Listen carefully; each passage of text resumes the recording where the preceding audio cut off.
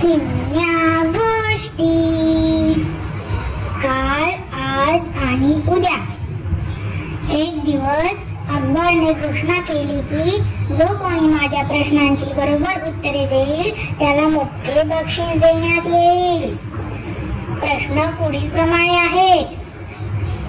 1. असे काय आहे जे आज आहे आणि उद्या पण राहील? दुसरा प्रश्न.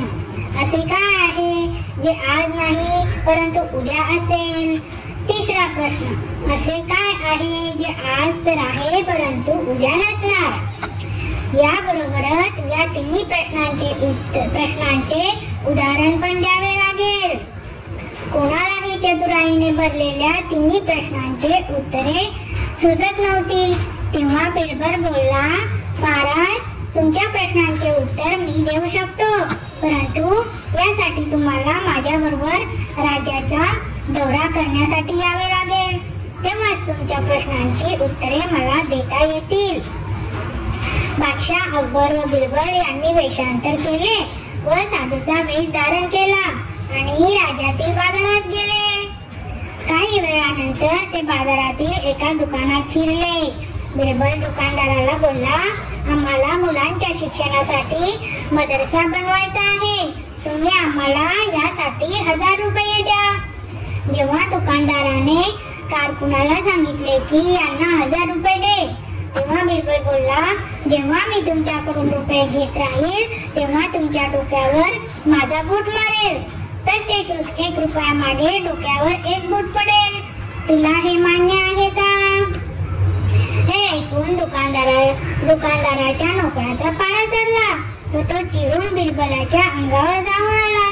दुकानदाराने नोकराला शांत राहण्यास सांगितले व बोलला, मी तयार आहे, परंतु माझी एक अट आहे.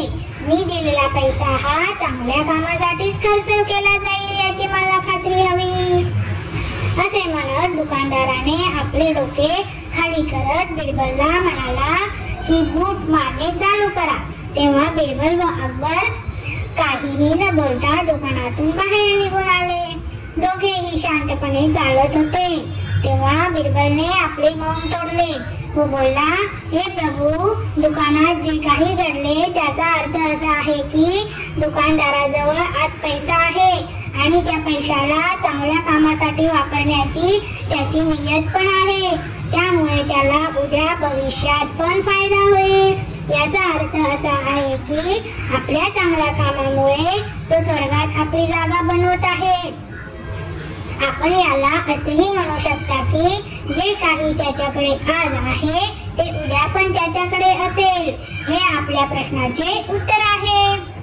त्यानंतर ते चालत एका भिकाऱ्याजवळ गेले.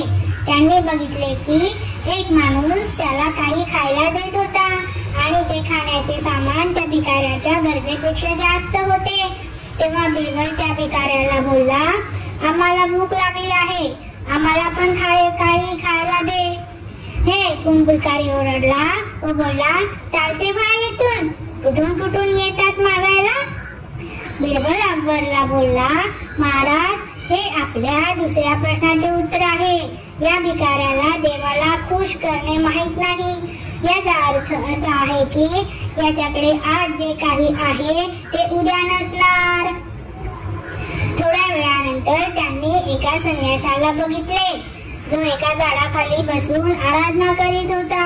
बिरबलने त्याच्याजवळ जाऊन काही पैसे ठेवले. त्यावर तो संन्यासी बोलला, याला माझ्या समोरून बाजूला करा. माझ्यासाठी हे बेईमानीने मिळवलेले पैसे आहेत. असे पैसे मला नकोत. आता बिरबल बोलला, महाराज, याचा अर्थ असा होतो की जे आज नाही परंतु ते उद्या असेल. आज हा संन्यासी सर्व सुख सोयींना नाकारत आहे, परंतु उद्या हे सर्व सुख याच्याजवळ असेल. आणि महाराज, चौथे आणखी एक उदाहरण आहे तुमच्या बाबतीत. मागच्या जन्मी तुम्ही काही चांगले कर्म केले होते की ज्यामुळे आपले आजचे जीवन सर्व सुखसोयींनी व आनंदात जात आहे. कोणत्याही गोष्टीची कमी नाही. जर तुम्ही याच प्रकारे इमानदारीत व न्यायाने राज्य केले तर उद्या पण आपल्याकडे या सर्व सुखसुविधा असतील. परंतु हे विसरू नका की तुम्ही जर चुकीचे निर्णय घेतले काहीही तुमच्या बरोबर नसणार. आपल्या प्रश्नाची बुद्धिमत्तेने व चतुराईने दिलेली उत्तरे ऐकून अकबर खुश झाला.